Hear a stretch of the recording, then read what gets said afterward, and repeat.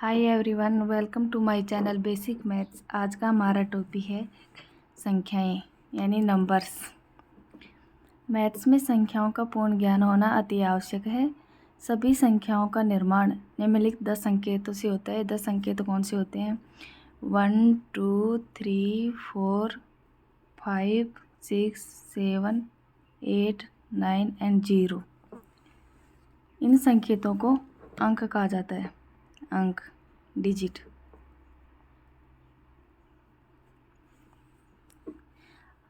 अब इन संकेतों से बनने वाली सभी संख्याओं के बारे में हम चर्चा करते हैं। पहली है प्राकृत संख्याएं यानी नेचुरल नंबर।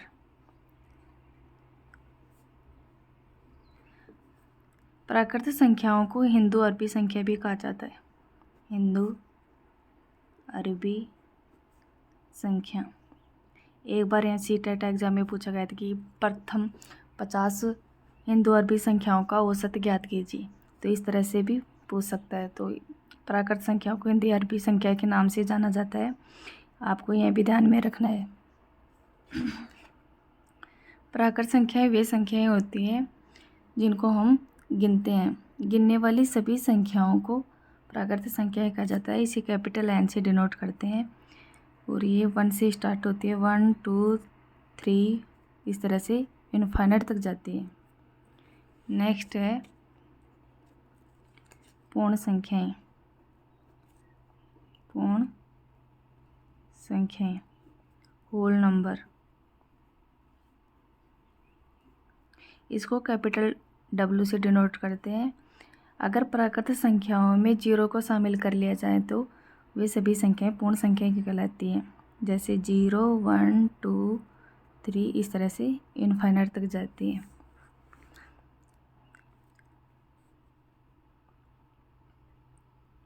जीरो प्राकृत संख्या में नहीं गिना जाता, ये केवल पूर्ण संख्या में ही गिना जाता है। तो ये ध्यान रखना है कि अगर 1 2 3 इससे आगे की सभी संख्याएं पूर्ण संख्याएं भी हैं, प्राकृत संख्याएं भी, लेकिन 0 केवल पूर्ण संख्याएं हैं, प्राकृत संख्याएं नहीं है। नेक्स्ट है पूर्णांक। पूर्णांक इंटीजर्स।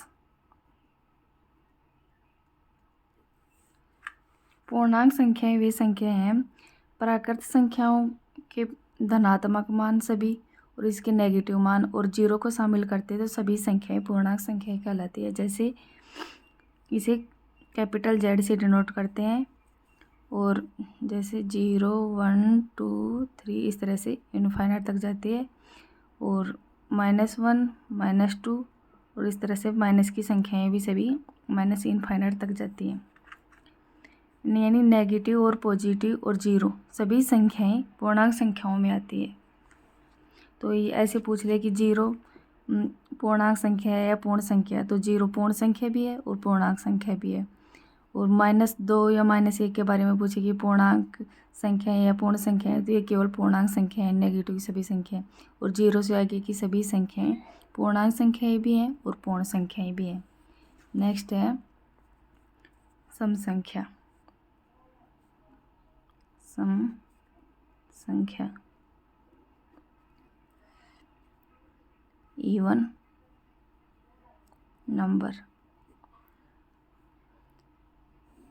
जिन संख्याओं के अंत में 2 4 6 8 और 0 ये दिख जाएं तो सभी संख्याएं सम संख्या कहलाती हैं। या फिर आप ऐसे भी काउंट कर सकते हैं 0 4 6 8 और इस तरह से आगे तक 0 को यहाँ लिख लेते हैं, तो इससे आगे की सभी संख्याएं सम संख्याएं कहलाती है। जैसे कई बार क्या है, बड़ी संख्या दे दिया जैसे 2 4 8 6, तो ये लास्ट में क्या है 6, तो ये है सम संख्या। इन 5 नंबर्स के आधार पर ही हम संख्या का निर्धारण कर लेते हैं। नेक्स्ट है विषम संख्या। विषम संख्या ओड नंबर। ओड नंबर जिस भी संख्या के अंत में 1 3 5 7 और 9 ये दिखे तो सभी संख्याएं कौन सी हैं? विषम संख्या। विषम संख्या। जैसे फॉर एग्जांपल जैसे 83, तो ये कौन सी संख्या है? विषम संख्या, क्योंकि इसके लास्ट में क्या है? 9। इस तरह से पहचान करें। इसके अंदर तो 5 डिजिट ये याद रखने हैं कि ये सम संख्या के अंत में मिलते हैं। ये सभी 5 डिजिट विषम संख्या के अंत में मिलते हैं। नेक्स्ट है पूर्ण वर्ग संख्या।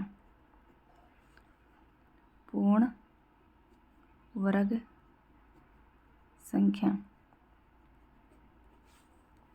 Perfect square number.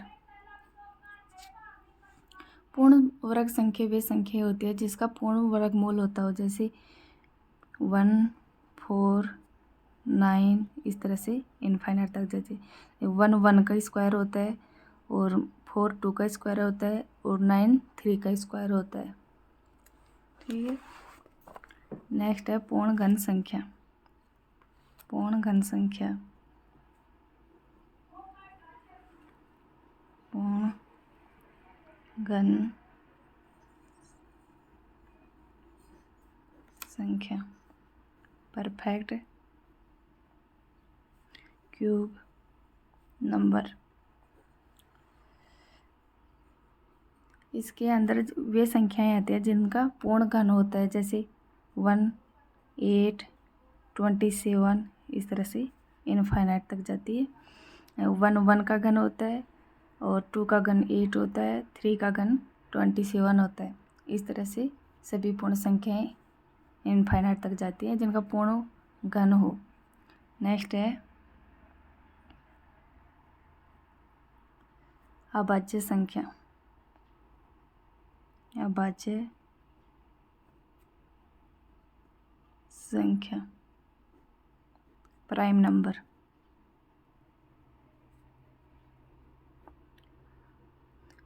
अभाज्य संख्याएं वे संख्याएं होती हैं जिसके केवल 2 गुणनखंड हो, एक तो खुद और एक। जैसे फॉर एग्जांपल जैसे 2 है, 3 है, 5, 7, 11, ये सभी संख्याएं अभाज्य संख्याएं हैं। जैसे 2 का अगर आप अभाज्य गुणनखंड करें तो उसके केवल 2 ही गुणनखंड प्राप्त होते हैं, एक तो 1 एक 2। इसी तरह 3 के 1 और 3, इसी तरह इसके 1 और 5, इसी तरह इसके 1 और 7, 1 एंड 11, इस तरह से इनफाइनाइट तक जाती हैं। इसके केवल और केवल 2 ही अभाज्य गुणनखंड होते हैं। भाज्य संख्या। नेक्स्ट है भाज्य